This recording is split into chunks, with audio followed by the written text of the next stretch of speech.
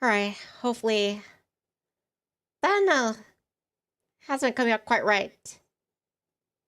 Yeah. Hi, chirps.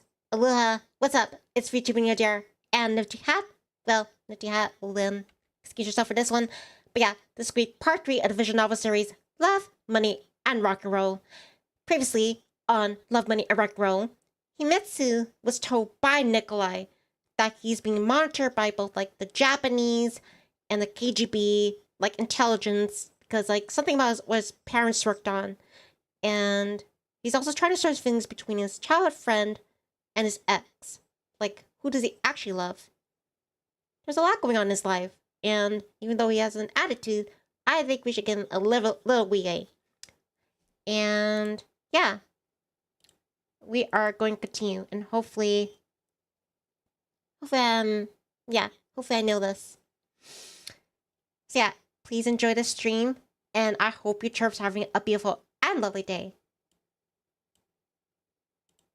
Just go with the flow. About an hour later, I appeared near her house. I wasn't sure if it was intentional, but I felt like I was on autopilot. But I had to do what I had to do. Himitsu probably wouldn't be happy if she knew I was here, at the entrance to Catherine's house. I pressed the intercom button. I had to do it twice before getting a response. Who is it? It's me. We need to talk. There was an unmistakable heavy sigh from the other end of the line, but the door did open. Going up an elevator, I had no expectation of this ending well. Sure, I could have prepared in advance, but that wasn't like me at all. Hello. Katya greeted me coldly and led me into the apartment. Are you okay? Does it look like I'm not? No, I just haven't been to school lately. You're perceptive. We're in the same class. I frowned. That was sarcasm. It was artless. Not like Catherine at all. Oh yes, we are. How unfortunate. She said, fell dramatically. Now that was better. To what do I owe the pleasure? We need to talk. After these words, I realized that I knew what I had to say and how to say it. Thanks for the note. Cost me a few sleepless nights and a bunch of nerves. What are you talking about? Catherine tried to look disinterested, but I quickly noticed that something about her changed. You know what I'm talking about. By the way, thank you for inviting me into your apartment, into your home. I also want to say, where did that notebook on your desk come from? One with someone else's handwriting. Hi, Carsleen. Carsleen says, hello again. It's not showing yet, but glad you could join. I was trying to stream this earlier, but none of the last ones I was doing, they didn't seem to be coming out right. Hopefully this one I'm satisfied with it. But yeah, thank you for dropping in, Carsleen. Hope you enjoy this. Yeah, it's just I'm gonna try restream part 3, but much longer. Because last time it was just 1 hour. Hopefully 2 or 3 would come out of this one. I also want to ask, where did that notebook on your desk come from? It was someone else's handwriting. Kaya walked to the window, drew aside the curtain, and looked out onto the street. She stayed silent for quite a while, and I internally celebrated, confident I'd driven her into a corner. Finally, she had to tell me the truth. I borrowed it from a classmate to copy their work. Catherine finally said in a calm, turning to me. Calm voice turning to me. There was no surprise in her eyes, no fear, worry, or dread. Only the same wariness and a light fear of arrogance. Hold on.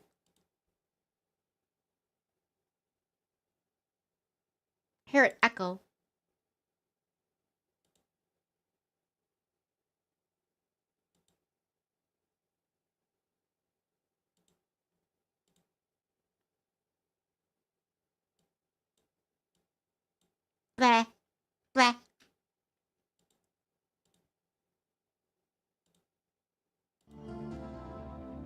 aren't you quick? She smirked.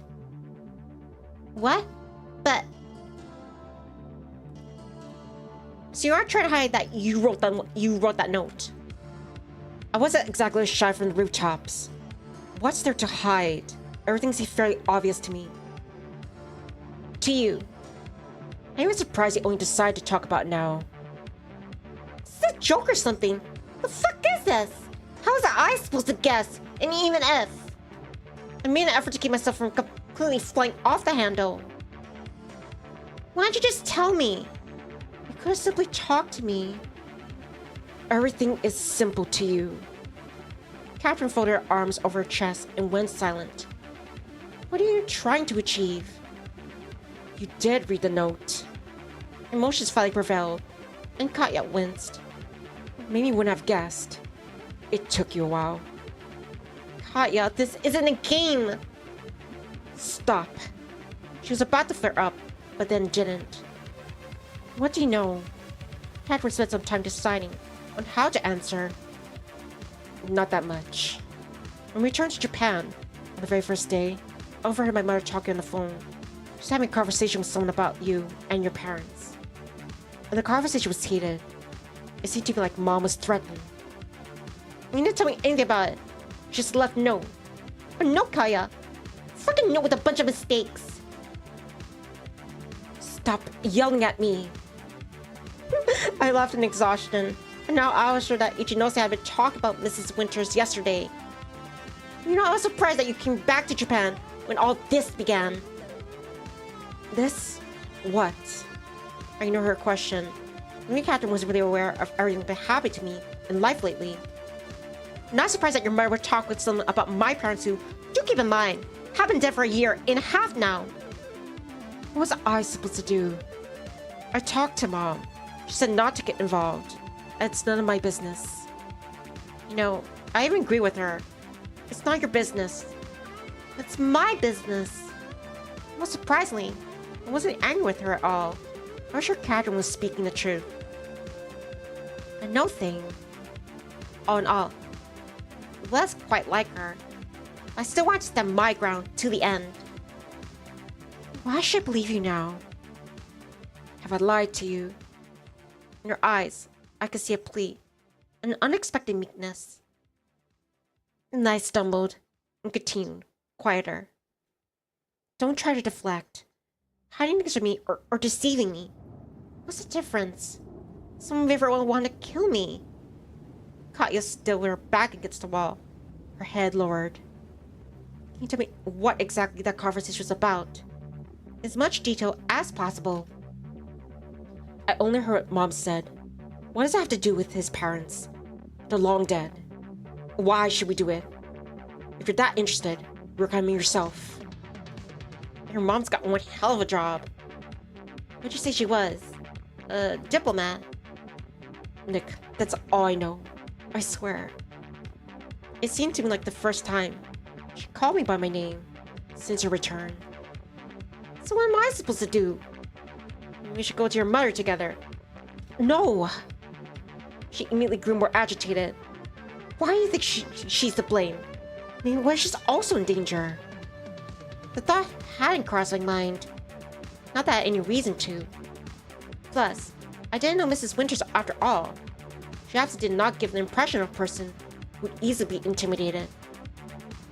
So what do you actually know about your mother's work? I can't tell you anything you already don't know. Even if she's connected to something. Catherine stopped, choosing her words carefully.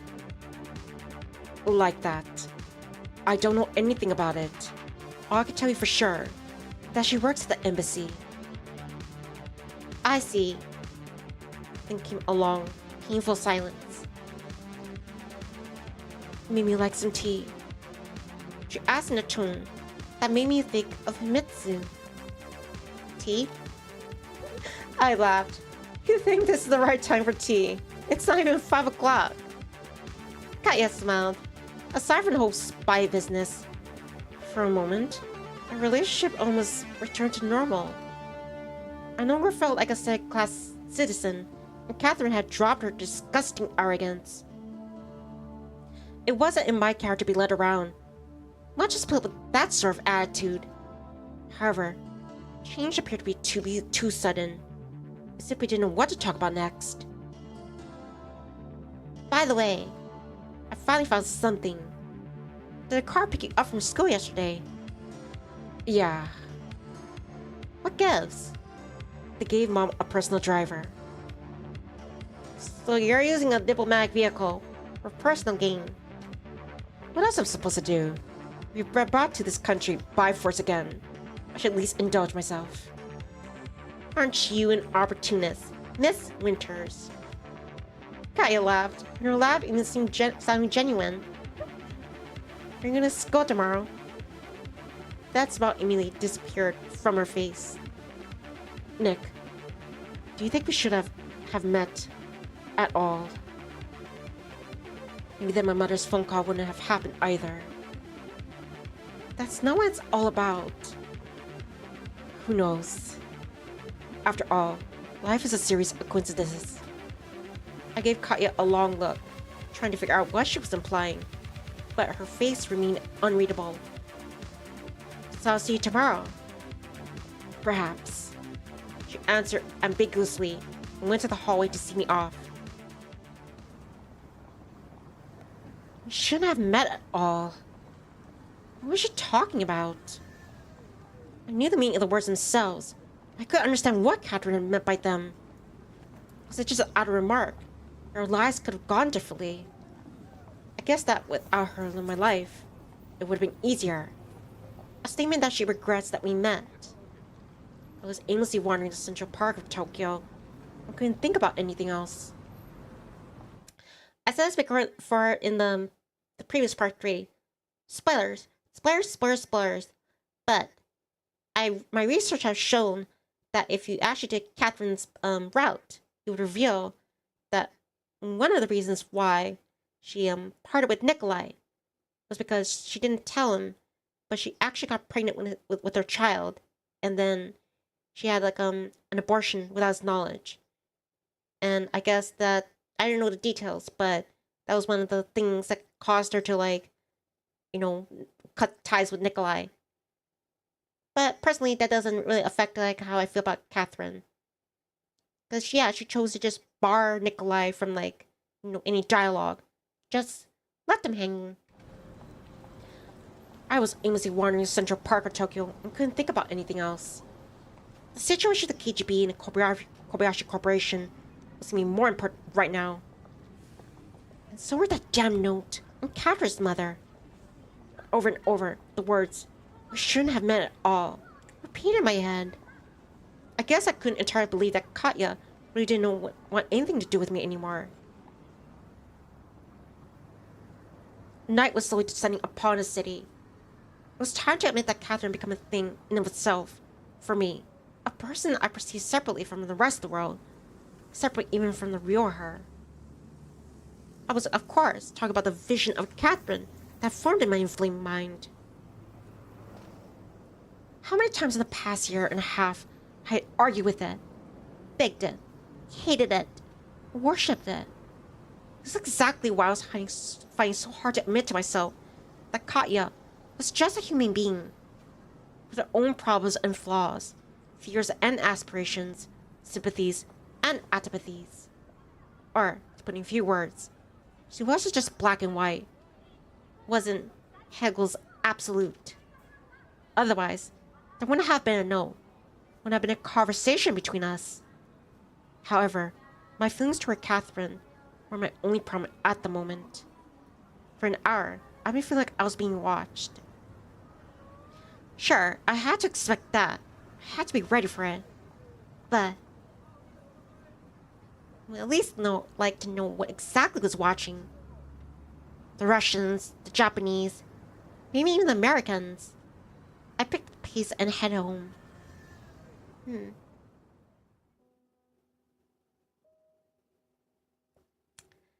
As she promised, Himitsu was waiting for me inside. Some brew of unspecified composition stood on top of the stove, while she herself was sitting at the table reading a book. Neko-kun, what took you so long? Kinda worked out this way. Where have you been? Surprisingly, I was glad to return to his questions because glad to come back home to this dysfunctional form of family. I was probably just too tired today. I wanted some peace and stability. There was nothing more stable than Himitsu in my life. I was just walking, thinking. If I told her about my conversation with Catherine, that would make things any more stable. Though I decided not to lie to Himitsu anymore. Just for today. Sometimes it helps, you know. Will help you talk more to people often. I do. Do you? To who? I talk to you. That was a very convincing statement. To Kyosuke, to Michael, to Catherine. I lowered my head apologetically and sat across from her. 2 teachers at school. Luckily, Himitsu didn't react anyway and started to set the table.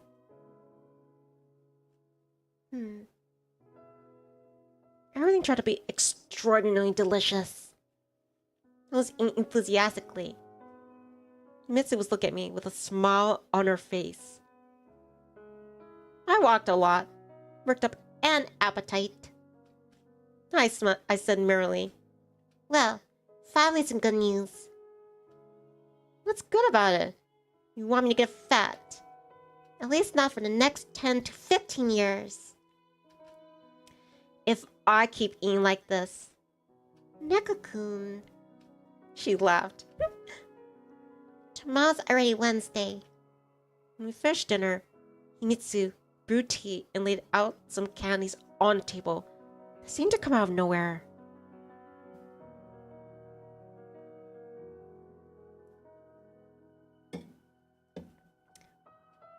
Poya, Mishkvi, Vilusu, and some others.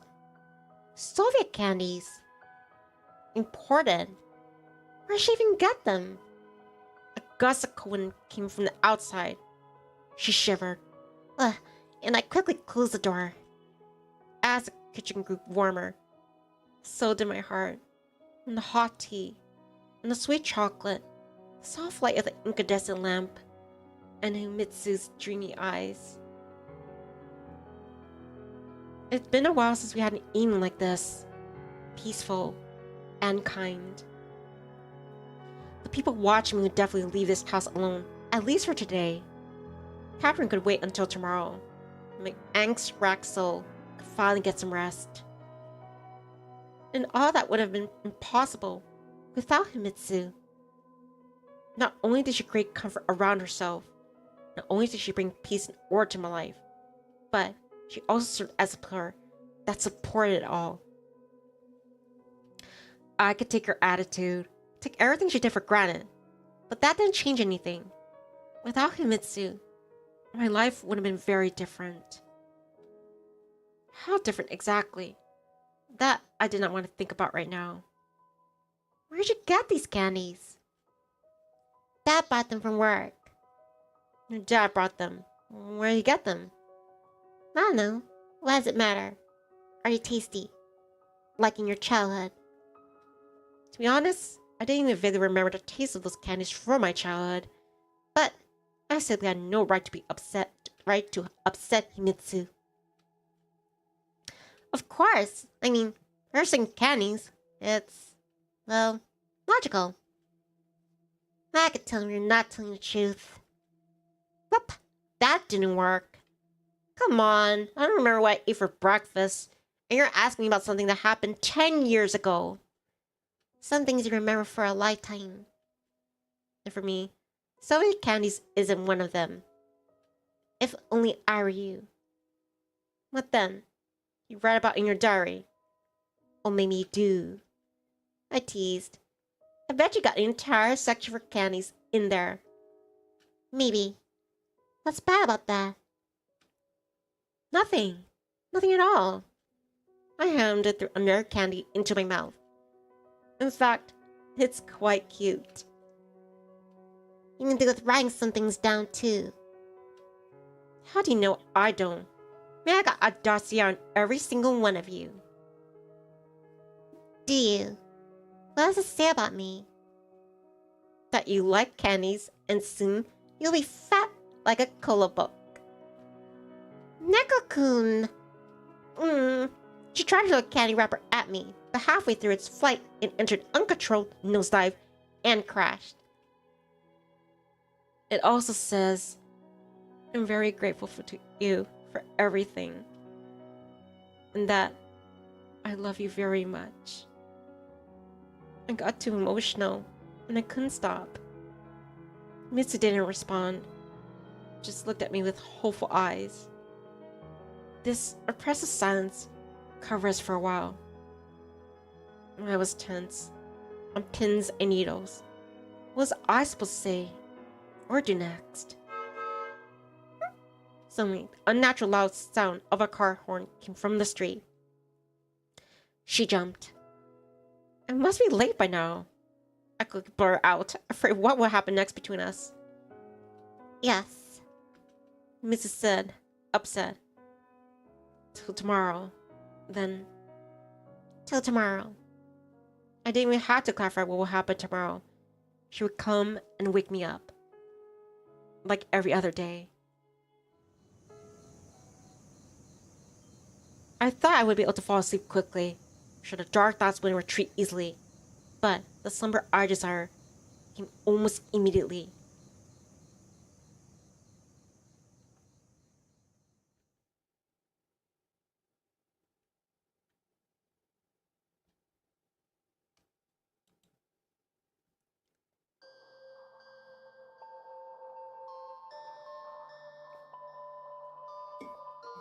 Sometimes a dream is just a dream. In this case, however, it was a disease retrospective of recent events. I was chasing Catherine. I was just running away, yet constantly turning around, smiling, waving at me, and shouting something.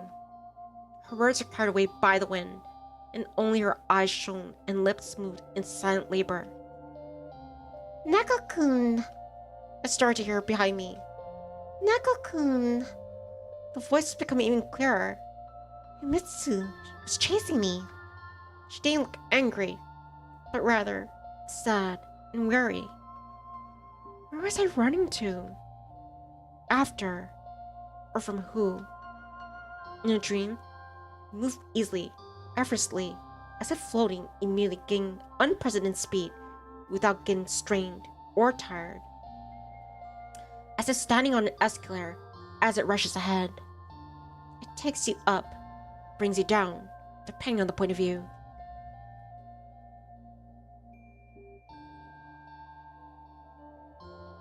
I opened my eyes immediately and realized it was early in the morning. This happens sometimes. You don't need a glance at the clock or look outside. Your own body gives a signal that is yet to fully recover. Heavy head, the puffy eyes, the dry hearts. I knew these symptoms all too well. Except I hadn't been drinking lately. I got the feeling that sleeping the rest of the time I had left wasn't the best idea. The captain from the dream seemed to have stopped, and I finally managed to hear what she was shouting. We shouldn't have met at all. Have met at all. Have met. I rode to the other side. The KGB, the Japanese project, Kobayashi Corporation, even my parents' death. If all that hadn't happened, Catherine would still remain in my life. Moreover, she would remain even if she had not returned to Japan. If not in my life, then in my heart. If not in my heart, then in the neurons of my brain and internal glands. The mechanisms of romantic love might be of interest to the outside observer, a scientist looking at the problem as a matter of human physiology. The man sick with smallpox, more interested in how he managed to catch it in so late 20th century than its practical mechanisms.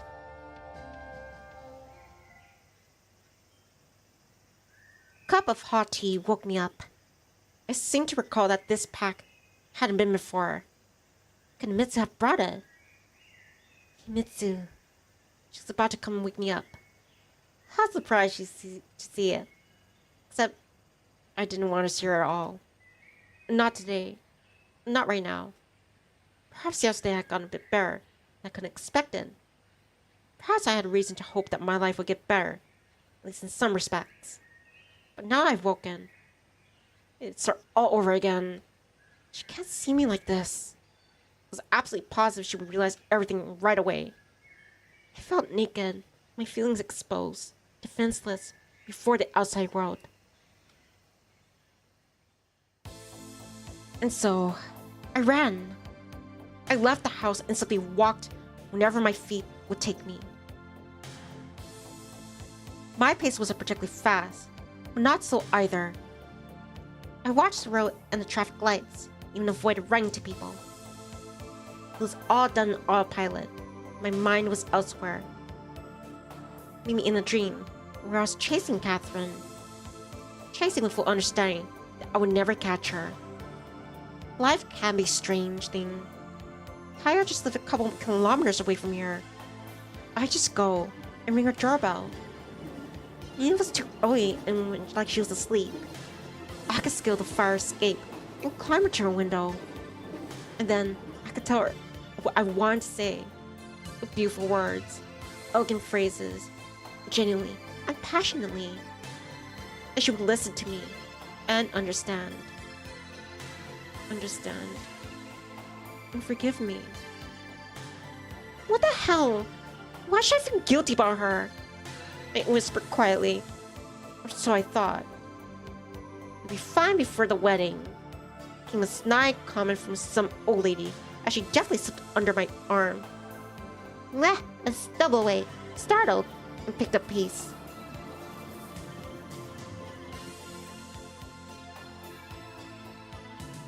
Soon, I found myself in the park. It had been a while since I last came here. I used to go here with Katya. She used to say this is the only place in the city where we could be alone. Or maybe she didn't, and I just assumed that's what she thought. Katya never liked to publicly show her feelings, and sometimes it even seemed like she was embarrassed that someone would see us together. The park itself was more or less a classical Japanese garden.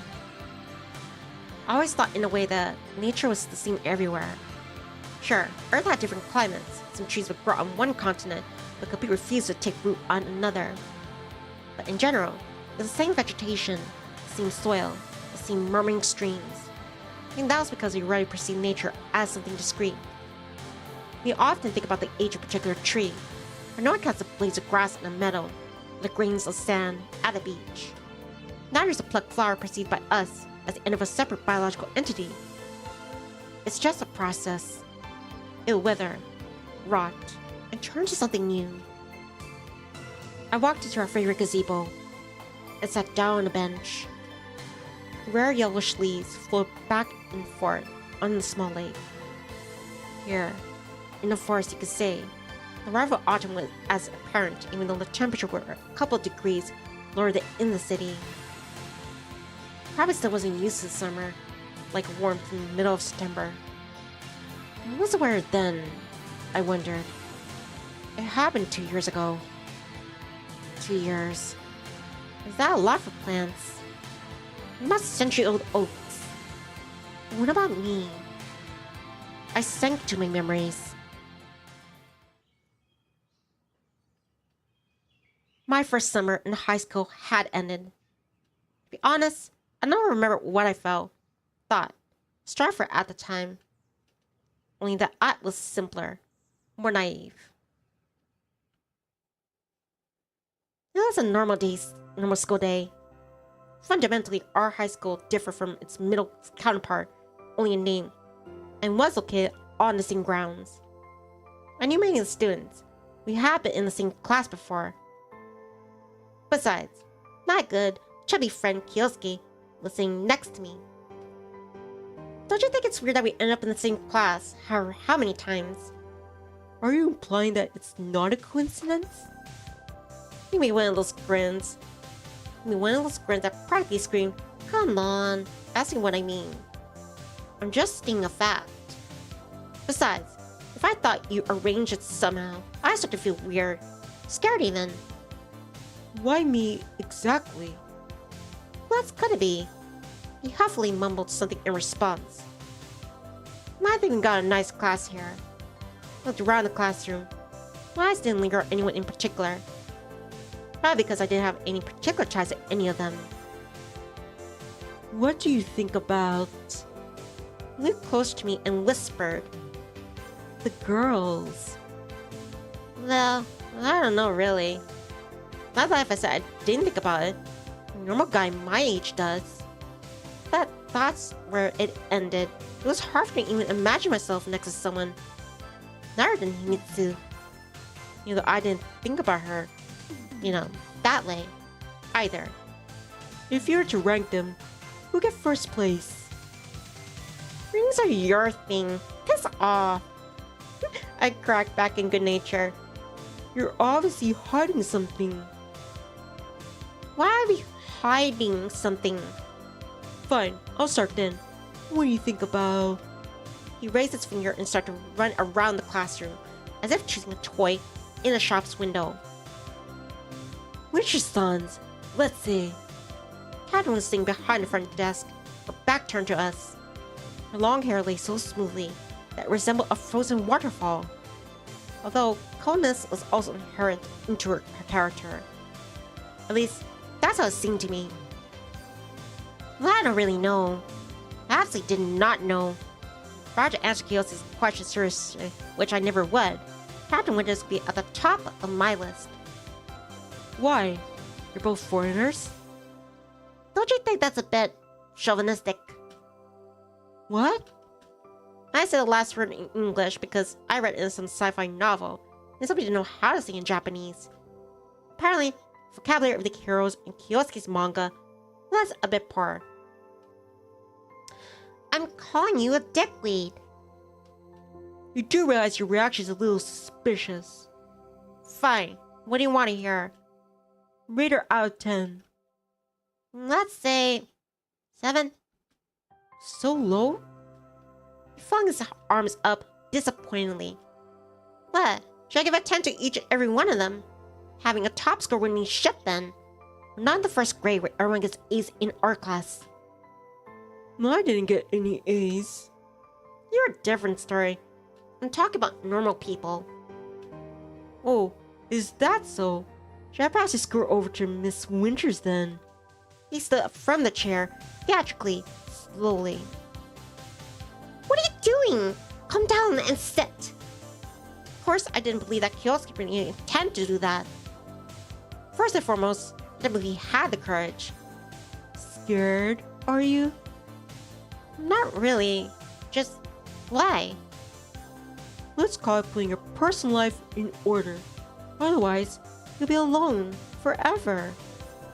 Look who's talking. Also, you think to ask for her opinion first. Well, you are quite the guy. Cock of the walk. He grinned and finally sat down. No, you're the one that's saying it.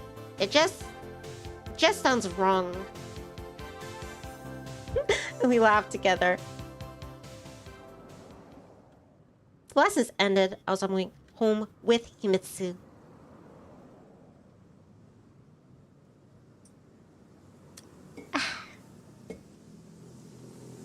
I couldn't get Kiyosuke's classmate ranking out of my head. Or at least the rank of one classmate, Catherine Winters. I had paid attention to her before. Maybe it was actually because she wasn't Japanese. Likely because she was beautiful, elegant, clever, and possessed a kind of mysterious charm. At the time, I didn't realize that she was something more mature and feminine than the other girls. In some sense, Kiyosuke was right.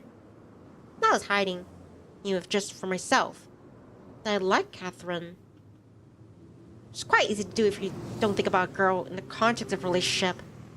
We talked about the beauty of actresses in TV screens, but few people actually fall in love with them. It's another matter when the actress is your classmate.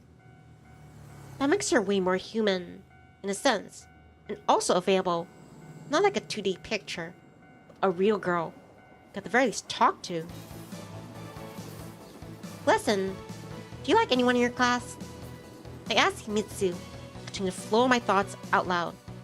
But to her, the question was completely unexpected. Like? What do you mean? Well, any of the guys. Why do you ask, Nico-kun? Just talk with Kyosuke over break. New class, new school, you know. So, do you like someone? At the time, I didn't know about Himitsu's feelings. Didn't think the conversation might be unpleasant for her. I was talking about a normal school day with a friend. I don't really know. I grinned stupidly, scratched the back of my head, and turned away to hide my embarrassment. Neko-kun, Himitsu said angrily. laugh about this up for no reason. Alright, my bad. Maybe a certain American. American. Huh. Himitsu drawled. Is she pretty? What do you think? Well, she's certainly not gonna like you. Why's that? I asked with indignation. Because you're lazy, rude, and insensitive. Also sloppy and scruffy. Imagine she saw what goes on in your room. Himitsu said all this in good nature, but her words still got to me. Why? Thank you for the compliments. But that's the truth. Can be offended by the truth. Truth. Yeah, right. I grumbled. In all seriousness though, Himitsu said a little later, voice now completely different. what do you think about the girl? I don't think anything yet. So you're just gonna watch from a distance and do nothing. I don't know. That's not right, I think. If you like someone, you should tell them. Would you? Me? We're talking about you right now. Maybe I will. But time passed and make it obvious that I had to do something. I thought of Catherine more and more often, and the thoughts were starting to become, frankly, obtrusive. At first, even approach her seemed like an impossible task to me. So inaccessible she appeared.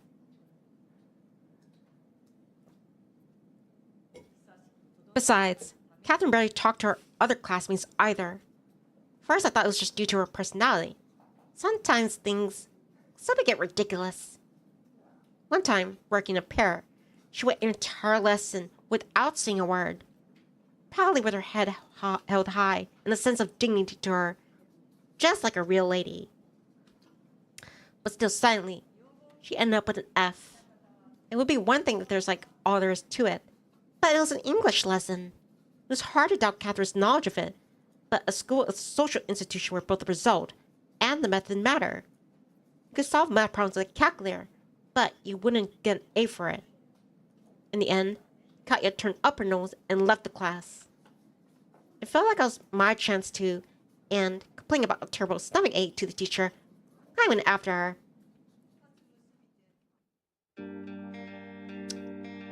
Getting an F into native is messed up. That's exactly why I don't take Russian. I got up to her from the staircase and awkwardly tried to start a conversation. Catherine just gave me a look of distrust and said, yeah. Her Japanese grades were exactly amazing either, to say the least. Thus, finally, I found Catherine Winter's weak spot. At lunch, I approached her, smiled, and started to speak in Japanese as legibly as I could manage. Hi. Sorry for saying this out of the blue, but I noticed you're having a hard time with Japanese. Mind if I help? My name's Nikolai, by the way. She raised her surprised eyes at me and answered coldly. Thank you, but I'm fine. I mean, I understand that it's really stressful to end up in a foreign country, and a new school too.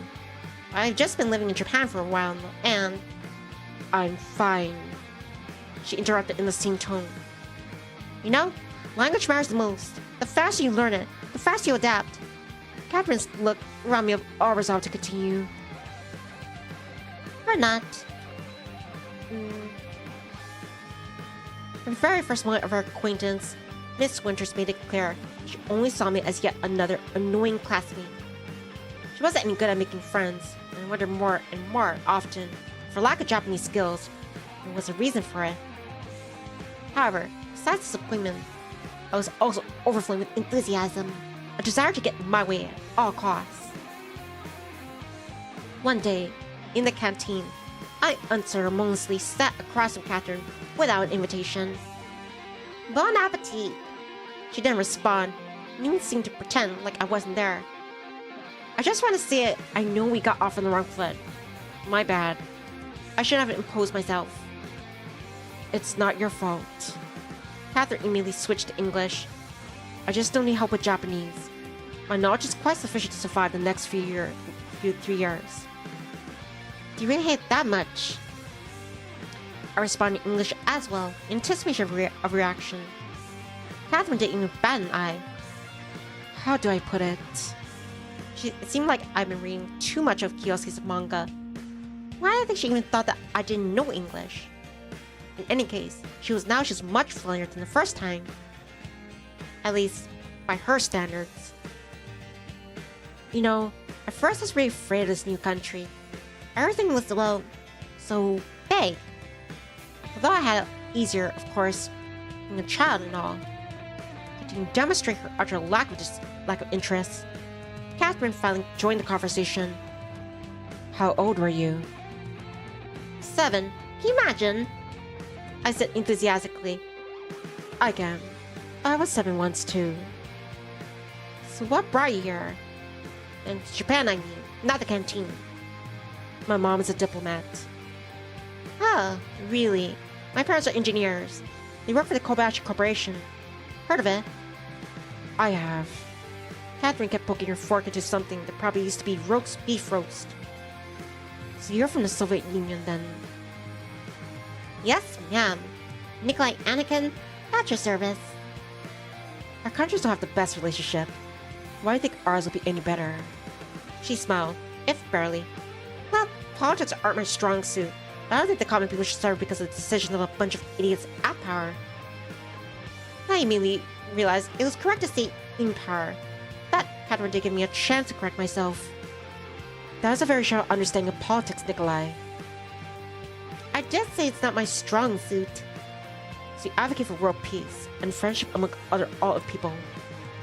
That'd be better, wouldn't it? I guess. What about you then? Why would we talk about politics? I laughed. You started it. No, I didn't. You said that our countries didn't have the best relationship. Well, let's say so. It was nice talking to you. Catherine stood up, took her tray, and left. Not that I was going to stop her. This round had clearly been lost. Several days passed, and I was waiting for Catherine at the school gates to go home together.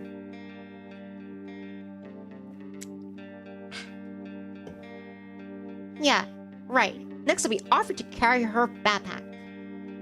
I probably still hadn't realized at the time, but my attempts to get close to her were transforming into a sort of like competition between the two of us. Oh, hey. Going home? Me too. What a coincidence. The only result of my actions so far was the fact that she started to show more emotions. Most of which were more or less the under definition of the word sarcasm. Are you taking the subway? Yes, and for some reason, I feel like so are you. For your information, I can go on foot, but since we got ourselves this coincidence, I don't mind at all. Don't get me wrong. I would never, God forbid. For a while, we walked in silence. I pretended to harbor a grudge against Catherine, and she was the one to start a conversation. Or so it seemed to me. Your English is pretty good. I read a lot. What do you read? Science fiction mostly. Sheckley, Clark, Simak, Hyman. I don't like science fiction. Well, girls rarely do. Do you know many? Couple. Himitsu, for one. I see. From that moment on, my presence no longer interested her. What books do you like? Books. I can't really say. All kinds. My patience ran out. Listen, you should stop acting like this.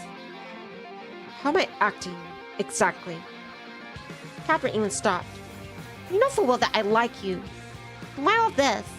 If you said no right away, we didn't even put out this act. You like me. That's when I grew embarrassed. Isn't that obvious? Not to a girl. Didn't you say you have a lot of experience with them? I said nothing like that. Anyway. So you want to date me? Yeah. That's a given. Alright. Alright, what? I asked dumbfounded. Let's date. Just like that. You did say that I could have said no right away. I chose to say yes. Catherine gifted me with a genuine smile. Well, okay then. I asked almost, what should we do now? By the way, we're here. Indeed, the station showed up from behind the corner. You must have a lot to think about. And since you don't live very far from here. See you tomorrow then, boyfriend. Catherine's flashed a pure smile and left me standing in complete stupor. Today, I know the sky bear was at least somewhat normal for her, but at the time, I was so shocked that I didn't even feel any particular joy. I mean, I felt something if like 100-kilogram piece of concrete fell on the ground a meter away from me. It's nice that it did fall on my head, but the following days were each one much better than the other. I grew closer to Catherine, and even though I didn't quite understand why she was like that, she became less arrogant.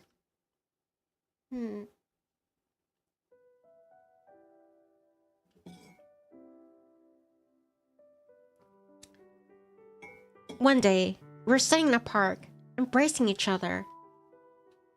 America doesn't have parks like this one. Really? Seems like a pretty normal park to me. No, not normal at all. It's beautiful, quiet, peaceful. Well, at least there's something in Japan you like. Catherine's laugh was barely audible. By the way, do you know that in Russia, you'd be called Katya? Katya. Sounds weird. I think it's really cute. I'll be calling you that from now on. No way. Well, you like it. You'd be called Nick in America. You already call me Nick. She didn't respond, and sank deeper into my shoulder. We'll leave this place, right? Later, when we finish school. For America, I couldn't say the prospect made me too happy. It seemed that my psyche wouldn't withstand another big relocation. For America, or somewhere else. For the USSR, I don't know.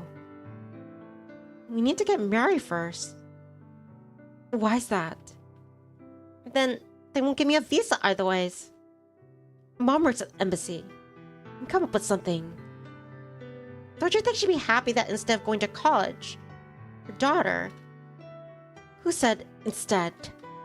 Katya asked with indignation. Well, we need to live on something. You'll go to work then. Don't want to study anymore either way. Sir, yes, sir. She laughed again. Do you really want to do all of that? With me? The question surprised me, and I looked at her, but Catherine lowered her head. Of course. I want to be here otherwise. Here, in this park. Or in Japan.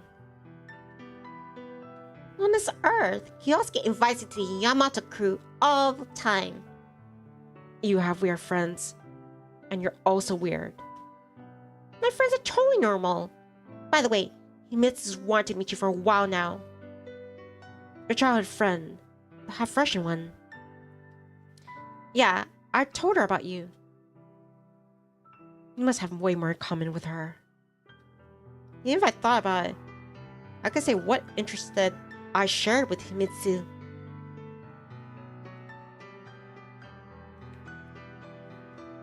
What are you hinting at? Nothing at all. She abruptly stood up from the bench and stretched her hand out to me. There's a special offer at the bar today. Buy 2 burgers for the price of 3 and get the 3rd one for free. You're pulling my leg! I grabbed her hand and pulled her to me.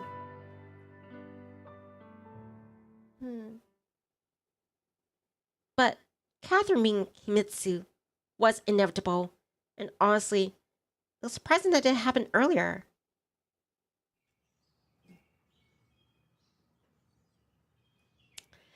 Yet another school day was coming to its end, and I was about to go home together with Catherine.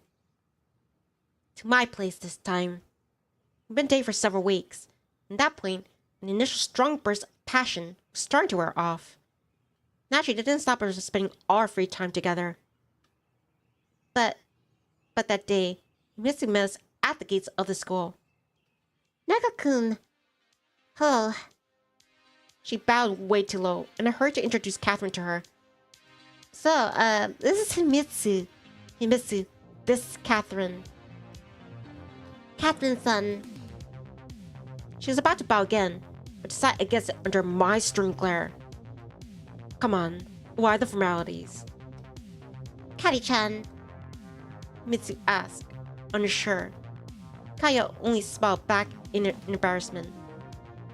Nega-kun, you never told me she was so tall. Mitsu whispered to me. It never crossed my mind, to be honest. Where do you study? In middle school. Yours on the same grounds. I studied her too. See, she used to get sick a lot and went to school a year later than me. Interesting. Catherine frowned slightly. Yeah, she always wanted to be in the same class as me, but it never worked out. I think Himitsu can speak for herself. Katya suddenly interrupted me. Meanwhile, Himitsu was just standing nearby, picking at the ground with the tip of her shoe. She looked even smaller now, when compared to Catherine. Yeah, sorry. The awkwardness soured the meaning of the 2 most important girls in my life. How about we celebrate your acquaintance then? Nega-kun, Mrs. said, still in a whisper, but now with more reproach. Why, that's actually a good idea. Did you like it? Catherine asked her. Only if there won't be any alcohol. Alcohol? Does he usually? Not at all. I weighed my hands down. Received and understood. Thank you for the information. I didn't. How much I'm gonna learn about you, boyfriend? She asked in English. Himitsu wasn't that good at the language, and this time, Hannah was actually trying to hide the meaning of her words from others. Okay, it happened once or twice. She's just worried about me. Worried? Huh. Katya immediately shifted her gaze to Himitsu. In any case, nice to meet you. Me too.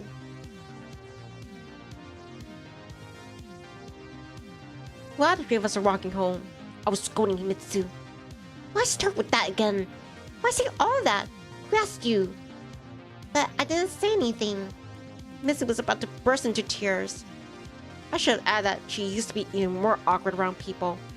You have to think about what before you speak. You made me out to be like an alcoholic or something. Anyway, I relented. Just don't do that anymore. The entire time, Pat was watching us carefully, without a word. I was speaking quietly.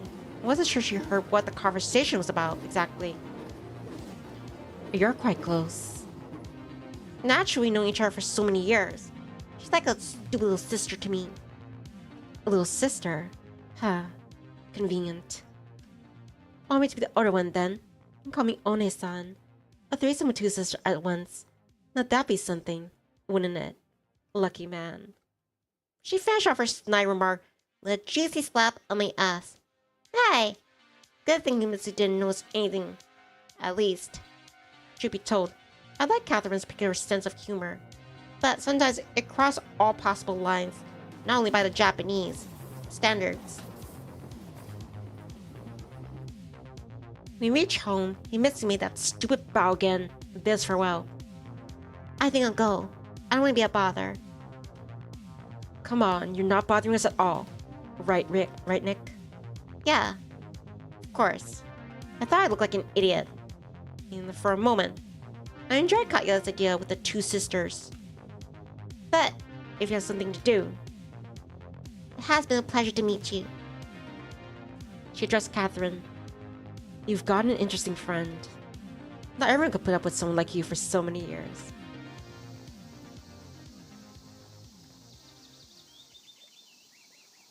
Indeed, Catherine was right, even though she was yet to what extent. I suddenly returned to reality and looked around. The park was still as quiet and autumn appropriately chilly. The clock and my stomach together reminded me that it was high time for lunch. I'll be right back. Please excuse me. Bye.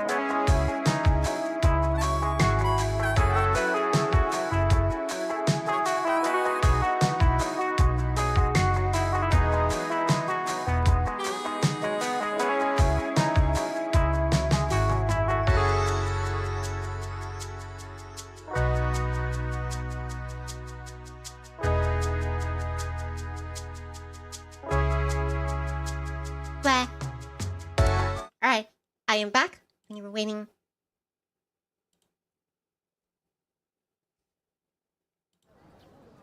I was walking in this city, feeling detached from reality.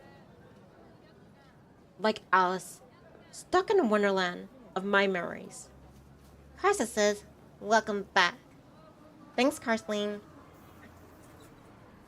Like Alice, stuck in wonderland memories, which by comparison, all the danger over me is much less important. As if the best had already passed, nothing good await me in the future. So what's the sense there in worrying?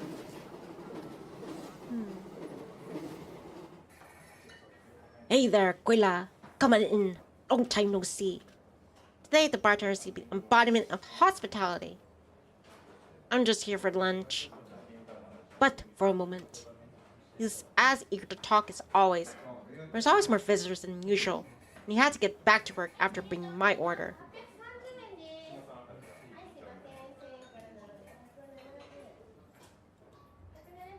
I was eating ramen with gusto, and knowing once again that all in all, it was not worse in the real Japanese ramen shop. Despite all the bartender's peculiarities, I couldn't deny that he knew his trade. He just had to remove that irritating belt over the door. Its sound didn't just annoy me. It seemed to make my nerves themselves strain and tighten, like strings. Meanwhile, someone I never expected to see here enter the bar. It was Saya-chan, with her classmates. She looked around, choosing a table, noticed me, whispered something to her girlfriends, and it towards me with clear determination.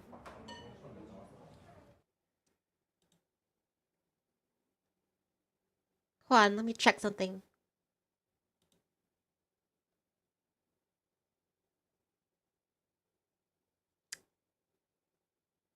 Where are you? Nah, there you are.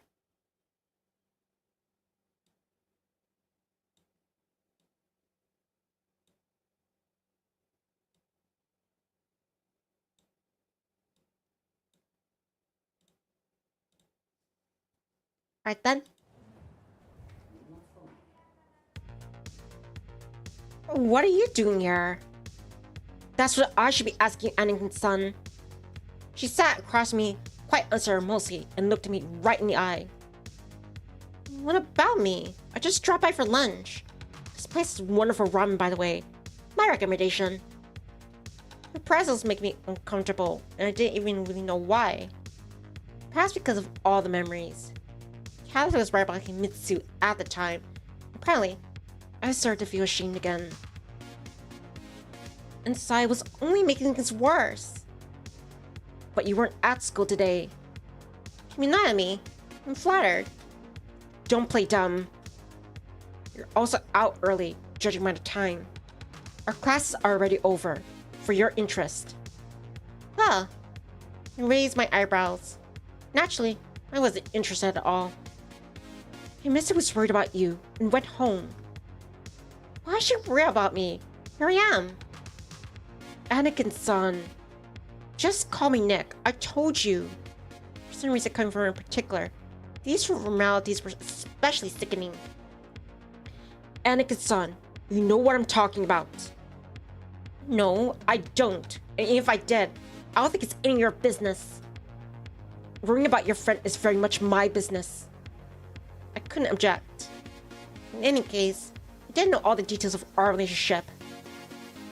I don't see what details can matter when the relationship hurts one of the parties. I bit my lip and turned away. I mean, try to hide my irritation. And now there's this foreigner girl too. What about her? I mean, look back to Sun and grit my teeth, but she remained calm. Her return was quite timely, but your life has no time left for Himitsu. Well, definitely it's none of your business! So you're not denying it. I'm not quite into like a pointless argument with you. You don't need to argue with me, but think about Himitsu. I do, okay? I do! I almost added all the time. What do you even know? I let a sigh and threw a greed glance at the alcohol stand.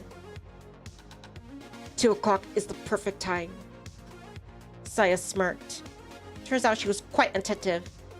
Sure, I knew in my head that there was a fair bit of truth to her words, but I just couldn't agree. If only for my own sake. Listening to make my ears bleed. A shot will make it at least bearable. You're hopeless. Maybe that's exactly why Himitsu likes me. Never thought of that. So you know it, and keep acting like that. Relax, I'm joking. There are things you can't joke about. accused me for not being a prude. Or having so much of his conscience. Seriously, what do you want me to say? Why do you act like that?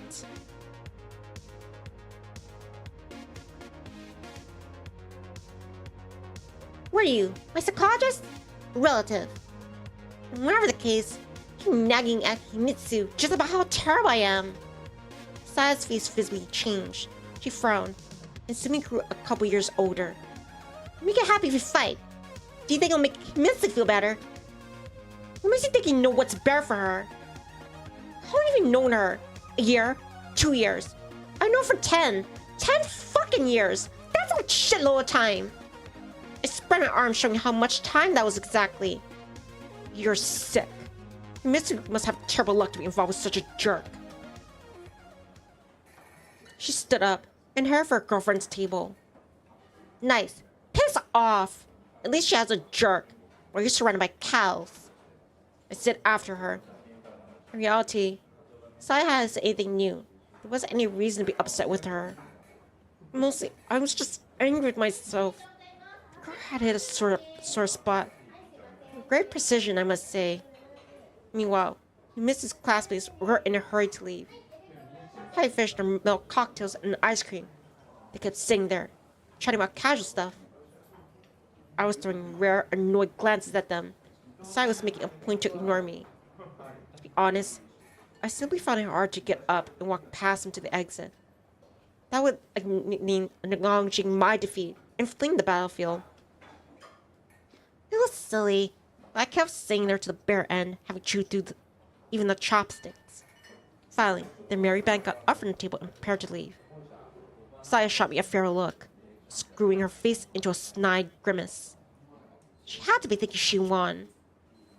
Jeez, Koya, who is that? The bartender appeared next to me at once. If witch burning were still fashion these days, I'd definitely report her to the Inquisition. So that was just a friend of Himitsu's. Ah, I see. He said thoughtfully and sat down beside me. No, actually, I don't. Maybe that's for the better. I paid my bill and left the bar. I was having a hard time getting my emotions in order after the reprimanding Saya had given me. Sometimes you understand you're wrong, and you can accept your mistakes somewhere deep inside, but someone points it out, you can't help but argue.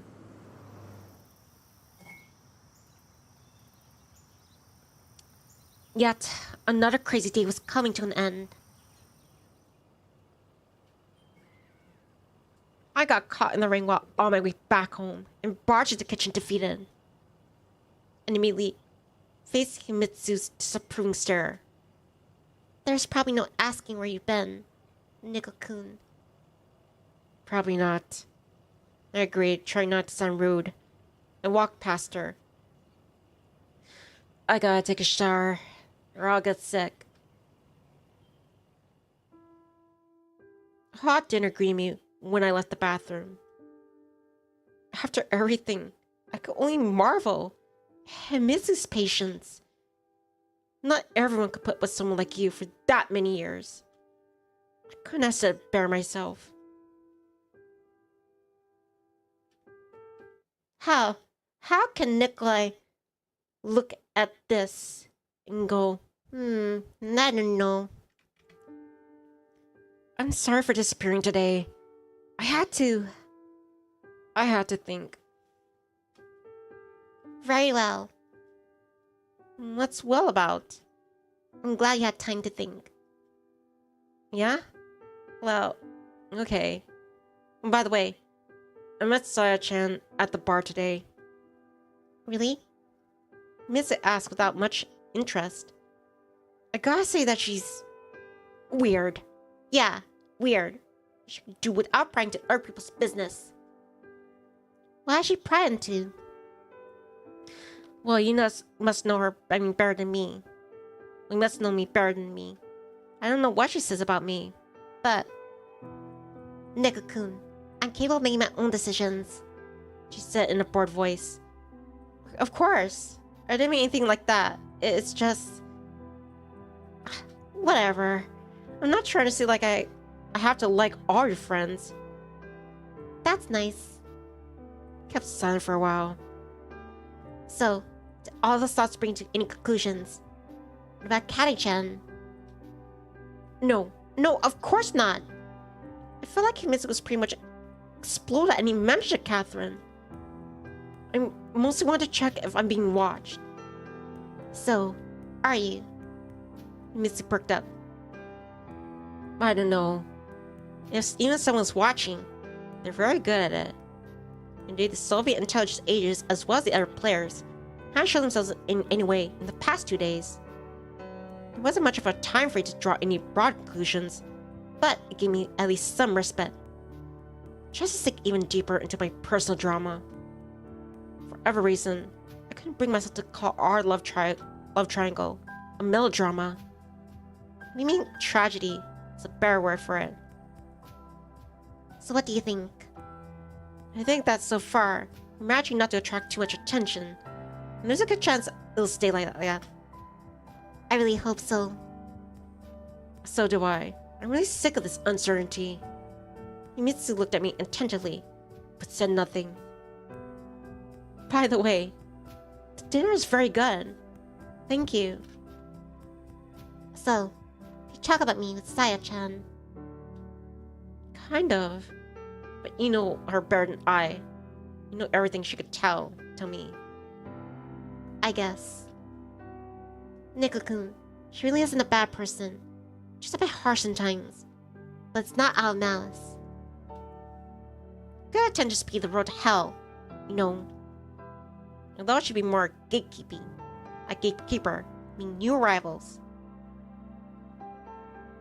Himitsu laughed, but could caught herself and frowned. Hey! I'm serious. On the other hand, she could also get an offer for Shravan's job. Would be much better than the original anyway. She entertained her passengers by grumbling along the way. Can you imagine Saya-chan in a robe? I pulled a towel over my head. And made a face. Bah! Neko-kun, stop it! She kept laughing. I jumped over the bed, ran to her, and threw the towel over her face. You're doomed to suffer endlessly in hell for having overdone the tofu. Neko-kun. Himitsu kept desperately resisting and pushed me away. I lost my balance and fell to the floor, taking her with me. You dare, mortal! You have the courage to oppose the will of Hades. For a while, we struggled, and soon I ended up on top of Himitsu's, holding her hands firmly in mine. Which was already quite a precarious position to be in. It was also exacerbated by the fact that Himitsu's face was flushed and her hair scattered on the floor. We fell quiet simultaneously, as she no longer laughed. In the descended silence, only the sound of her heartbeats could be heard. Tension even halted the air in my lungs. Nico-kun, I didn't play the fool and specify what exactly she wanted. I simply kept quiet. I kept silent. Himitsu lay there, unmoving still. Whatever happened now, she wouldn't take the initiative. But as bad luck would have it, I remember Catherine again, and the day in the park 2 years ago. I couldn't do this to Himitsu. First I had to sort myself and my feelings towards each of them. I let go of her hands and fell to the floor next to her. Sorry. What are you apologizing for? She immediately, happily responded. I'd like to remind you that we got school tomorrow. Himitsu painfully pitched my side. Ouch! Still, I was grateful for her tactfulness. That was yet another to add to the others I was grateful to her for. That's more than... I grabbed a pillow. Exhausted, we were lying on the bed, resting. It was 9 o'clock. So late already. Mitsu suddenly realized. I wouldn't say it's particularly late. I still need to do homework for tomorrow. They gave us a lot. And it's only made me so nervous today that I had other things on my mind. I wonder who that might have been. Alright, I'm leaving. She stuck her tongue out at me and left, flashing a goodbye smile. And I was left alone. I took a deep breath and immediately felt overwhelmed. Without a prelude or preface. I could have. What am I doing? A sense of guilt was burning me from the inside. My broken heart joined the chorus. And virtually unbearable. I seemed to be suffocating and burning at the same time. As if ending up in the real hell. It was absolutely impossible to read in the silence and solitude anymore. Hastily trudging through the puddles, I reached the nightclub.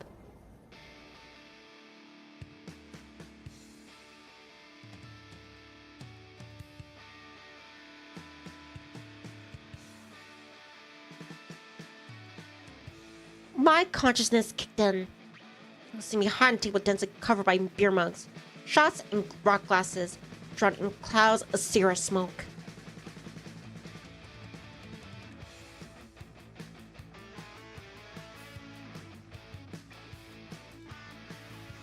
My thoughts were tumbling over each other.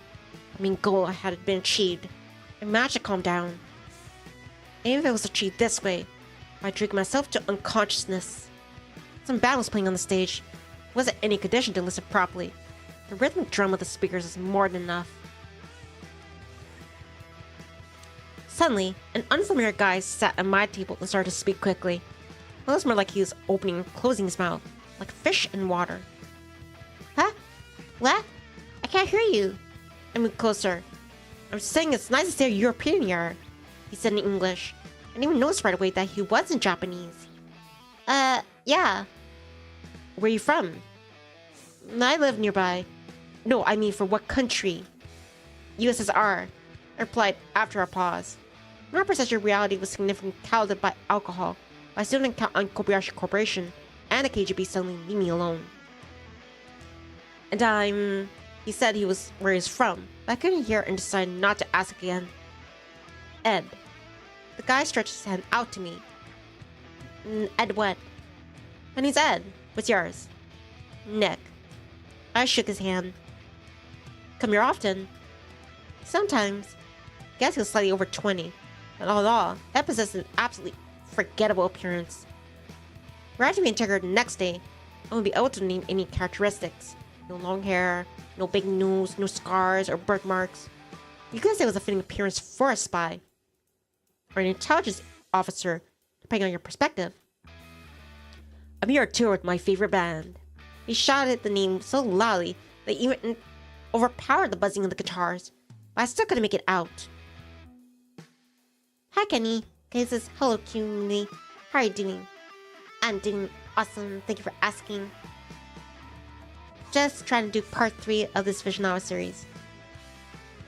Right now Nikolai, he's in this club, trying to, Kenny says a little bit depressed. What's wrong? Why are you a bit depressed? I downed the shot of whiskey courteously offered by Ed, then another, and the guy clearly began to seem like a wonderful person. Listen, Ed, I was tripping over my tongue, but a drunk always understands another drunk. We're on the same page, so say. Do you have someone? I mean, a girl. Yeah, my wife is waiting for me at home. Fair enough, Kenny. Glad to have you here. Wife? So serious. I see. And you? And me. I sighed and drowned half a glass of beer in one go. Who knows what's going on in my life? I have 2, actually. Ha! I mean, not 2 wives. And I don't know who to choose. What does your heart tell you? Heart? It's never that easy. That only works in the books. Stupid books. Okay, let's try a different approach. Which of seems to be the lesser evil? What do you mean? I got startled. I have to be less drunk than me after all. You know, after this visual novel, I was thinking of doing Outlast, the hard game, but maybe I'll do something. I don't know, maybe I'll do something more lighthearted. Yeah, I'll stream a more lighthearted game then. I think a lot of people could use some cheering up. How about that? You like that, Kenny? I don't know how much longer I'm gonna stream this one. But yeah, after this one, I was gonna stream Outlast, but I think I'll stream something more cozy.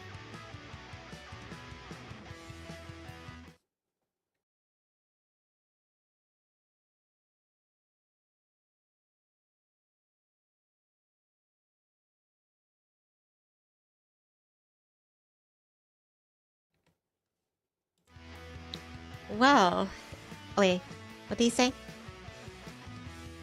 Well, which choice would you lose less? Which choice would harm others less? Well, if you put it that way. Catherine lived without me for sure. She's been doing alright the last year and a half. But Himitsu... Well, I wouldn't say she off herself, but who knows? Is it that serious? He asked compassionately. No, it's just the context of this discussion, you know? What you said. It seems like this Himitsu is just dependent on you. Dependent? No way. We're not like... It's a term in psychology. You, on the other hand, are dependent on Catherine. I'm not dependent on anyone. I felt resentment growing inside of me. Just trying to help, bro. Cool down. Better get another round. Why's your psychologist to just do my case? I asked after giving his words a bit of thought. Getting rid of dependency. Like getting rid of dependency, you mean that the way they usually do it in the Hollywood films? The guy should shoot Catherine. I laughed loudly. But then, Himitsu have to shoot me. In reality, there's nothing funny about that. Especially in my situation. Especially considering I could actually catch a bullet at any moment. There are easier ways. For example, visiting a psychologist. A psychologist? Are you serious? I'm gonna tell him that. Catherine's mom was involved in my parents' death and hunted by the most powerful corporation in Japan. But I can't think about anything but love. Simultaneously feeling guilty about my childhood friend who also put a dependency on me. No, I couldn't say that. It might be a good idea though. They sent me to the madhouse right off. You'd definitely be safe there. You're taking it too close to the heart. Make a tree out of a molehill. What? No, Ed. I think you're shit-faced. This mistake entertained me a lot and distracted me from my dark thoughts. Well, I'm doing better than you. And I guess so. You are older. Although, I'm trying to become a worthy, aqua marathoner. Not bad, but be careful with that. Otherwise you might never reach the finish line. We all reach the finish line, one way or another. Just as this is different for everyone. Suddenly, the crowd grew silent after some time. An intro from a famous song came from the speakers. Oh, here they are. Let's go to the stage. I didn't know this band, which made me even more surprised to see him at such a mediocre club. The fierce energy of the music and the roaring crowd soon washed over me and made me forget about my problems.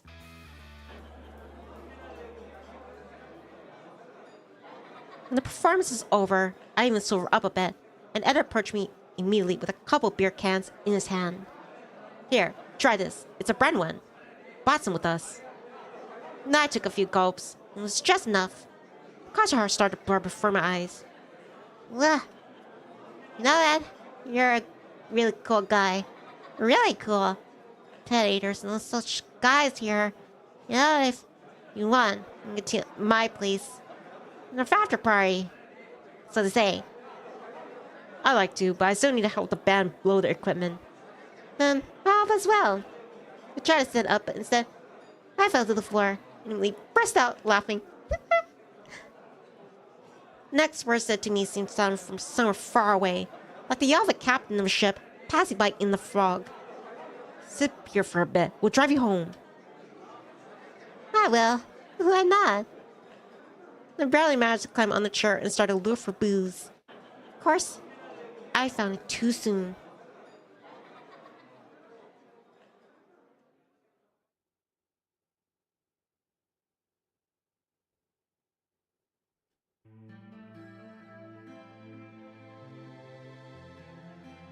People say you should love yourself. I guess it's not that simple or obvious to anyone. But I'm confident everyone can hate themselves. One requirement is to drink a life-threatening amount of something combustible.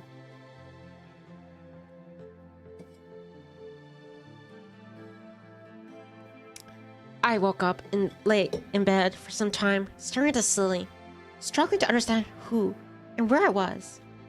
I couldn't even recall how I got home yesterday. Or to be precise, this morning. My last memory was of the conversation with Ed.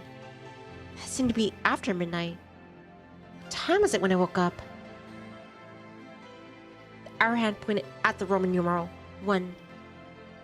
So I slept for almost 12 hours. Then why did I feel like shit? It was equally possible I got home way later than I thought. Headache and nausea wouldn't let me stay in bed. As soon as I stood up, the whole world shifted under my feet, forced me to lie down again. I grazed my leg against the table, knocking a piece of paper off of it. Nico-kun, can't drink like this. I found you in the hallway this morning and just barely dragged you into bed. I'll drive by after school. I'm sure you won't be able to go anywhere. If you tend to, don't even think about it. It was written in Russian in Himitsu's beautiful, neat handwriting. For once, I completely agree with her. Moreover, when it says the Army Institute prohibition. Half an hour later, in the bathroom, somewhat brought me back to my senses. Not really, though.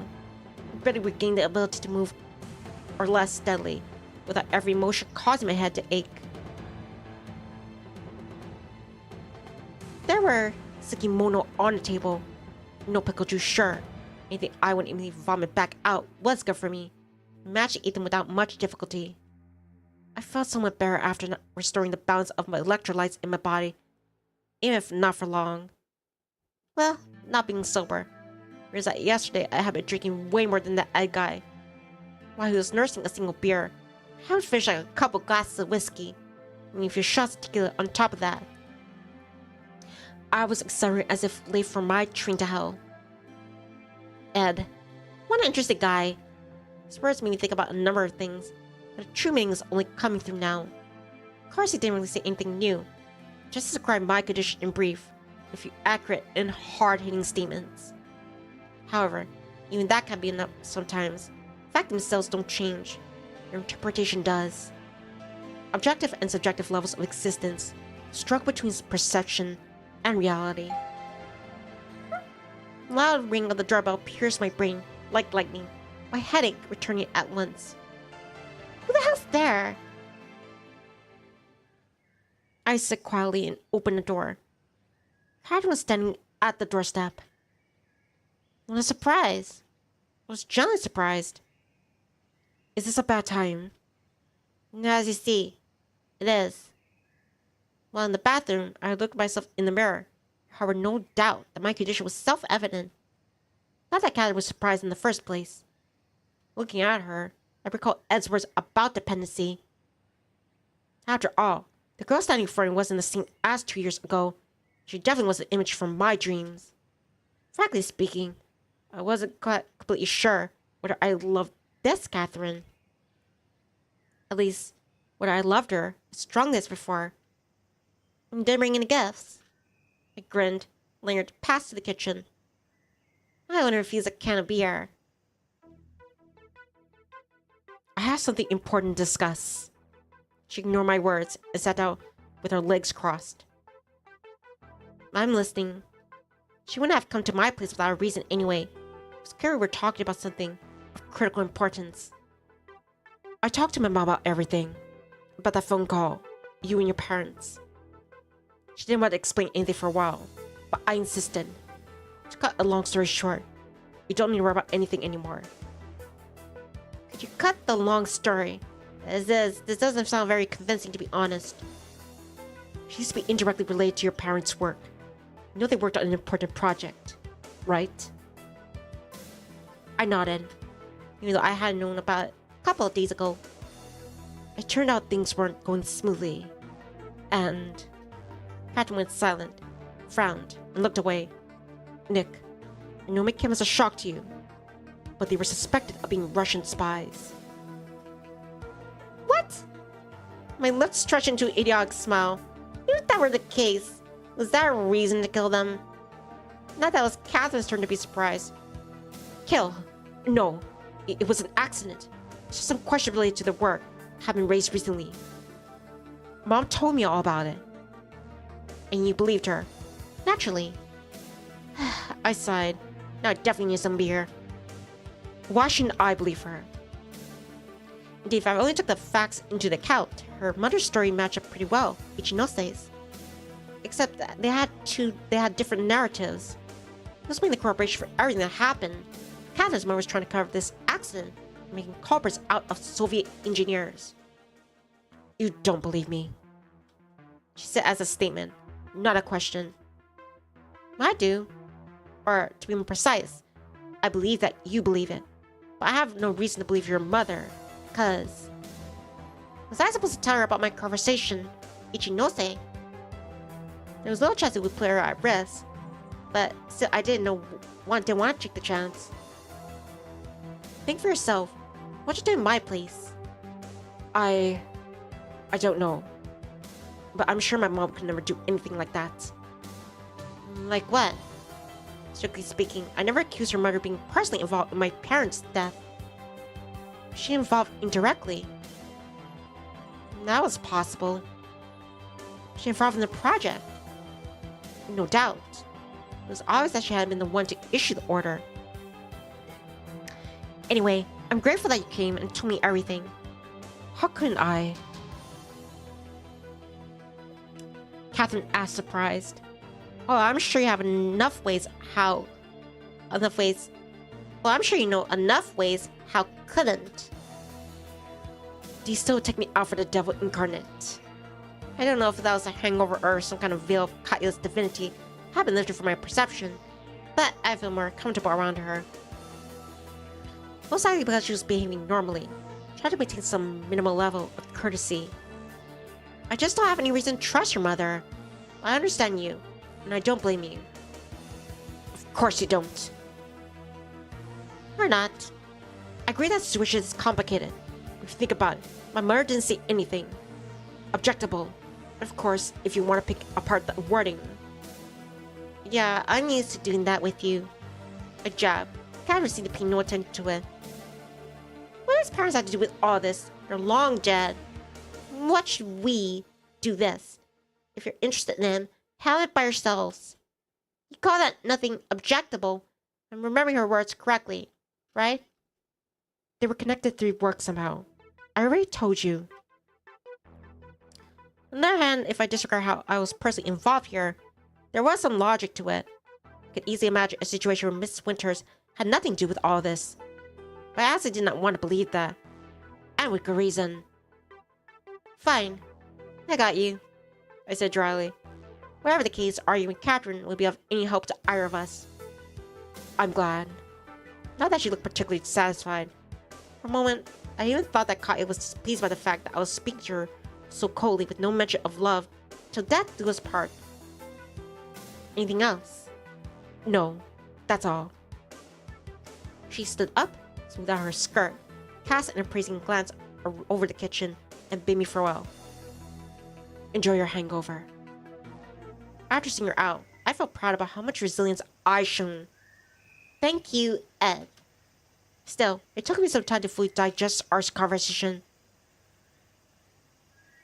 The clock read 4, but Himitsu still hadn't come. Logically, she should rush to my place right after school. I guess I even wanted that. That marathon yesterday managed to fulfill its objective. It blunted my sense of guilt. I could look her in the eye with relative ease. Why not take the initiative then? A minute later, I was enthusiastically ringing the doorbell of Himitsu's house. However, her father answered the door instead of her. Nikolai, good afternoon. Good afternoon, Ryunosuke-san. Is Himitsu home? She went out to do some shopping. Oh, drop by later. It's fine. Come in. Wait here. She'll be back soon. Sorry to bother you. I used the standard Japanese form of politeness. Perhaps that was my habit. Ryunosuke-san, commanded respect by appearance alone. Tall, especially for Japanese. Always serious and even somehow overly collected man. He didn't waste time on idle gossip, and I couldn't recall ever seeing him smile.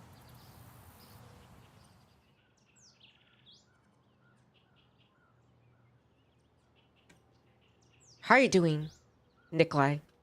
Himitsu's father asked in the same tone. I wonder if he knows my obviously poor condition. I really hope he didn't. I'm doing alright. And you? He looked at me closely. Was it an inappropriate question? I'm fine. I heard your mutual friend has returned to Japan. Catherine, right? Yes. Yes. Himitsu definitely shouldn't have told that to her father. Who knew that? I see. That awkward pause dragged on. Ryunosuke-san was just sitting on the sofa, keeping his eyes fixed on me, which frankly was making me uncomfortable. Finally, the front door opened. I could hear steps coming from the hall. I'm home. Himitsu appeared in the living room with bags in her hands. Neko-kun, she exclaimed, having noticed her father call herself. So glad you came. Wait, I won't be long. She rushed to the kitchen to unload the bags. I won't bother you. Ryunosuke-san bid his farewell. I nodded, trying not to be too courteous this time. When the door closed behind him, Himitsu virtually assaulted me. Neko-kun, would you deign to explain what was that yesterday? That's what I'm here for. I relaxed in the armchair and smiled. She could have expected this kind of reply. Well, that's good, of course. But I just couldn't handle the stress. I need to relax. So you think drink yourself into oblivion is a good way to relax? It never works. Trying to relax so much you won't be able to tense up again. She said in a grim voice and returned to the kitchen. We're gonna have dinner soon. I didn't want to and couldn't eat at all. There's no option to refuse the invitation either.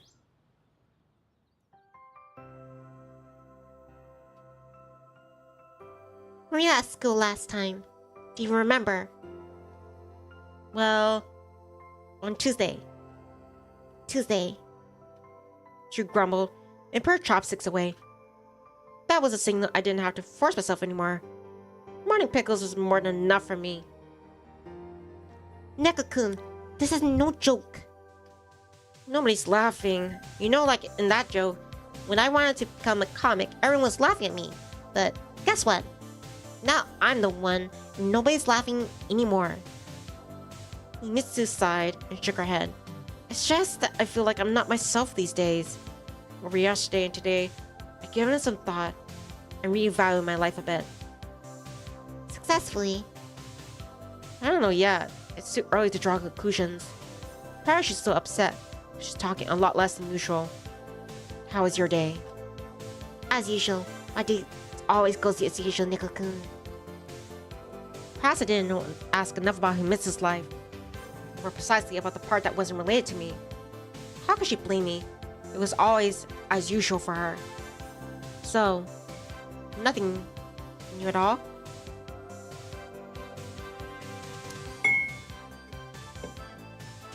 Well, Sayaka told me you were rude to her yesterday. Huh. Guess you didn't notice the industrial timber complex in your own eyes. Mrs. smiled. This time she wasn't swearing about you that much. Be proud of yourself. What an achievement. You pay more attention to other people. What do I care about your Saya? You treat others like you want to be treated yourself. You treat everyone terribly. Well, I treat you okay. That's what you think. Mitsu said quietly. What? Well, sorry. I had to admit, the word stung. I still like her what this Saya and the rest of her thought of me. I even knew perfectly well that I acted like a pig to Himitsu. And when she said it herself, I recalled and applied his psychology again. Psychoanalysis is, at its core, process of structuring thoughts, sorting through them so each in its own place. Try throwing out all your stuff into one big box for years and trying to find something you need in a couple minutes. So what are you guys preparing for the school festival? I tried to change the topic rather awkwardly. I already told you. Cafe. I immediately wanted to see Himitsu in a maid outfit, maid uniform, though I didn't say it. I'm sure the food will be delicious. If you're in charge of cooking, then definitely. Other girls can cook too. Gossip says I heard the call of the kitty. Haggles left. Definitely not well as you. But try it when you come by. I definitely will. By the way, let me handle the dishes. Oh, that's not too much effort for you. Well, we'll just have to wait and see. It's interesting how something as ordinary as a kitchen sink is so dissimilar each individual house. Literally in its every aspect, the tap and the handles, location of the drain, sponges and the rags. The pressure was remarkably strong, but the water didn't splash all over the kitchen like in my place. Well, you can't underestimate how well thought out modern houses are. Should we go out somewhere? I still feel guilty because of what happened yesterday. In a few words, I'm going to change that. I need something more substantive. Go where? Michi asked. She already turned on the red TV and was watching a soap opera. We just go for a walk around. Or go to the cinema. Do you want to go watch a movie? I don't know. She said, not expressing much interest. What's the movie about? Some sort of science fiction, I guess. It's scary. Himitsu didn't like horror films. I have to admit, I share the sentiment, though for different reasons. Well, we go watch it, and see if it is. She turned the TV down, and after a few seconds said merrily, You choose. On the other hand, I wanted to watch a new movie. On the other hand, I knew what happens when Himitsu in a cinema, and so her paper mache monster appears on screen.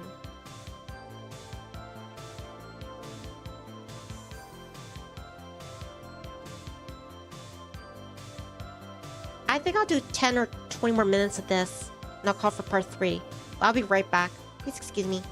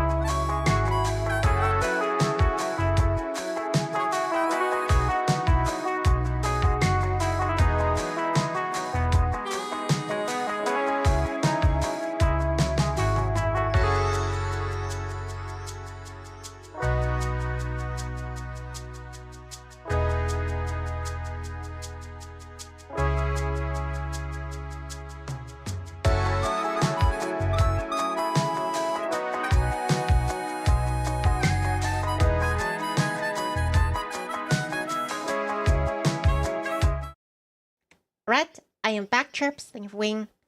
So yeah, I think 20 minutes of this, and I'll call for the stream. A simple walk wasn't that dangerous. Of course, it wasn't that entertaining either. Let's go for a walk. I could watch the film on my own. Miss didn't like science fiction anyway. And she has a cat. We walked the streets of Tokyo without any particular destination, but somehow found ourselves in the park. Well, it was more like Himitsu had gently guided me there. Why the park? I don't know. I haven't been here for a while.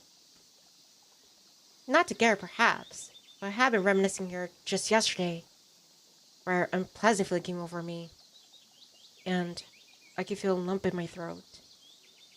Nico-kun, are you alright?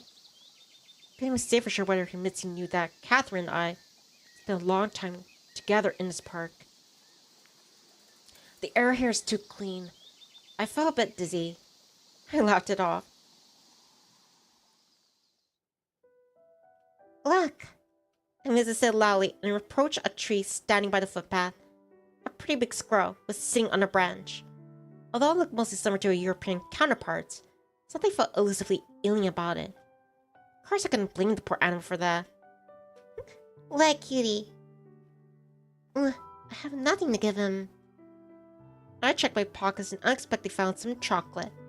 Here you are. The squirrel climbed down, smelled the chocolate, but snorted, climbed back up the tree, hiding in its dense foliage. Apparently, it doesn't like chocolate. Still, it's almost like a pet. I guess it's used to being fed. Let's buy some nuts next time. Yeah, that should do it for or to stock up and enjoy its winter sleep. Squirrels don't hibernate. That's why they stock up. How do you know that? I attend class sometimes. But your cat has stockpiles everywhere. Under the sofa, behind the wardrobe, and she seems to hibernate through the whole year. Don't insult my cat. I would have loved to have have a cat myself, but that would have been unfair to the poor animal. I wonder if there are other animals here. Maybe bears. Misa looked at me with surprise. Or wolves. Wolves? You know that there's any wolves here? She asked, horrified, and sat close to me. Or tigers. Tigers are also cats after all. They're just bigger. Or, I didn't finish the sentence. I saw Catherine walking towards us. She was looking directly at me, as if to have been observing us for some time now. Nico-kun. I jerked my head in direction of the footpath. I missed a step even closer than before. Hi, Catty-chan. She greeted Katya happily as she approached us. Taking a walk. Yes, I said coldly, quite unexpected even to myself. Really, this is the first time in almost 2 weeks that all three of us were together. And Catherine seemed disappointed. She clearly had expected to see me here, especially with Himitsu. But then, why hadn't she left as soon as she noticed us? I was trying not to think about the reasons that could have brought us here. She was alone, just like me yesterday. How are you doing? I wouldn't call Himitsu's behavior towards Katya hypocritical. Sometimes it surprised me. Not as well as you are, apparently. Does something happen? Nothing particular, and everything at once. You know, it happens. I wonder if our morning conversation affected her that much. I didn't want to think that Catherine was able to enjoy us seeing together. I didn't want to go through that vicious cycle of agonizing introspection again. You saw a squirrel. It didn't take chocolate, though. All those childish remarks are quite inappropriate. What are you doing here? Taking a walk as well. Can't I? Alone? Katya frowned and flashed me an angry glance. I'm not breaking any local laws, I hope. You must know Japanese legislation better than I. I saw a sign saying you can't walk dogs here. It didn't mention humans. Well, it's good that you haven't brought a dog today then. She smirked, and I couldn't forgive the jab. You know I don't like dogs in general. Who ever like to have someone shit around them all the time? True enough. Catherine ended that little duel. Alright, we should go then. See you, Kai-chan. All of a sudden, Himitsu stole the initiative. Heck was that? For a couple minutes, we walked in silence. You tell me. No, I don't mean you. On your hand. What? Was Himitsu supposed to start a fist fight? Alright, never mind. And you're... that. Why'd you argue with her? I didn't. You did. Sunshine. I played my last card. You don't think it's my fault that she turned out to be here, do you? We study at the same school, live in the same city, almost in the same district. So you know where she lives. Mitsu stopped and grabbed me by the hand. Well, yeah, the same place as before. Don't lie to me, Nico-kun. She lives so far away from here. Now you're telling me it's in the same district. No, I just... That was quite a snafu. She turned around and walked quickly away. Sunshine, wait. Yes, I know where she lives, but what's wrong with that? You should have told me. Mrs. said without turning to me. I didn't think it was important. Besides, we talked about my problems. No, those problems. She stopped immediately. Are you trying to say that Kai-chan is somehow related to all that? No. I didn't know where to look, and it took me a tremendous effort to appear normal. However, that's how people usually know you're lying to them. Then why did you talk with her? I didn't tell her anything. I just wanted to know why she came back now, of all times. So why? Because of her mother's work. What a convenient excuse. Yes, it does seem strange. I'm sure it's just a coincidence. Mitsu gave it some thought. There are many things you could accuse Catherine of, sure. Her participation in the conspiracy wasn't any of them. Not everyone in the world wants to kill me. I smiled calmly at her.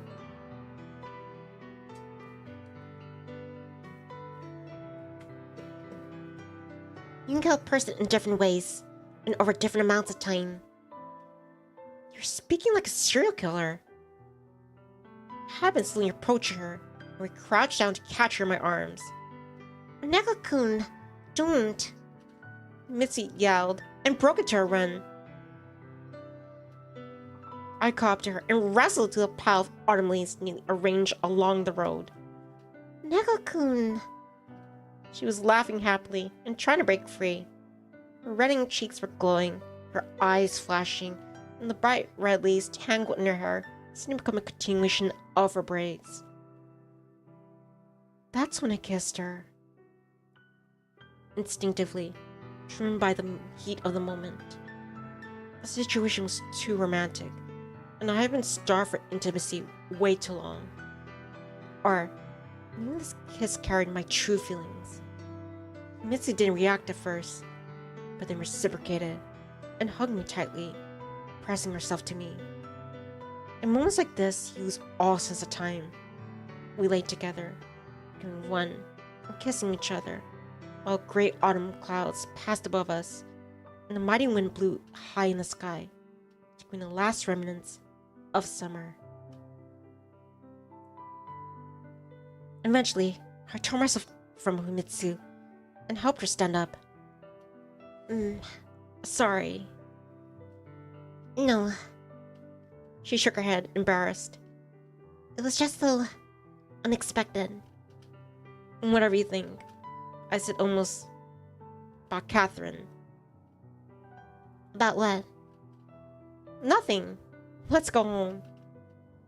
Let's go. I feel tired.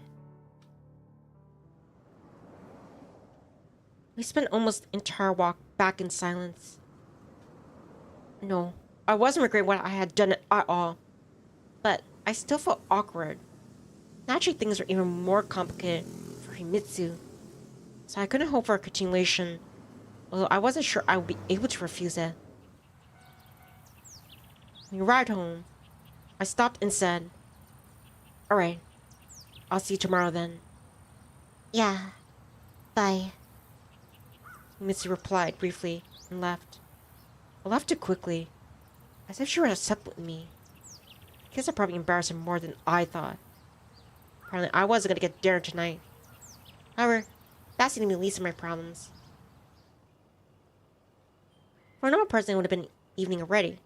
I only woke up at 1 o'clock and was still full of energy. My hunger had long retreated, allowing me to come to my senses and start thinking constructively. Miss clearly thought that we were together now. I was too scared to dissuade her, put my own feelings aside. Catherine was doing pretty much everything she could to kill my love for her.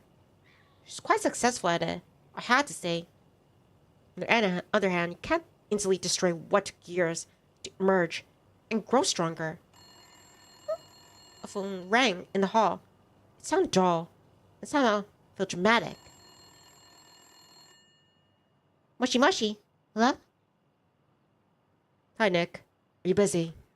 Michael's voice sounded calm, and even as always, even pacifying to a degree. No, just came back. Been walking around with Himitsu. Alright, I have something to talk about. Eye to eye. We just discussed over the phone. Why the secrecy? No. He answered briefly, and I started to worry. Secrecy meant a lot to me now. I'm assuming I can't wait till tomorrow. No. I see. When and where? In the city center. In an hour. Okay. I'll see you. I hung with the phone. And then I'll sigh. Just come back and only imagine taking my shoes off. Well, chirps, I'm going to save you here and end part 3 of the Love, Money, and Rock and Roll visual novel read-through. Save block 24. But yeah, Nikolai's feelings are starting to finally realize themselves. And what I was thinking of doing Outlast game after this, I think I'll do a more cozy game. I'll try Outlast another time. But yeah, thank you for listening, Kenny, Carsleen, and Ghostwolf. This is Vtuber Nivni Adair and Nifty Hat signing out. Take care, stay safe, stay nifty, and stay chirpy. I'll see you for the next stream. And yeah, take care, guys. Love you. Appreciate your time and company. Blah.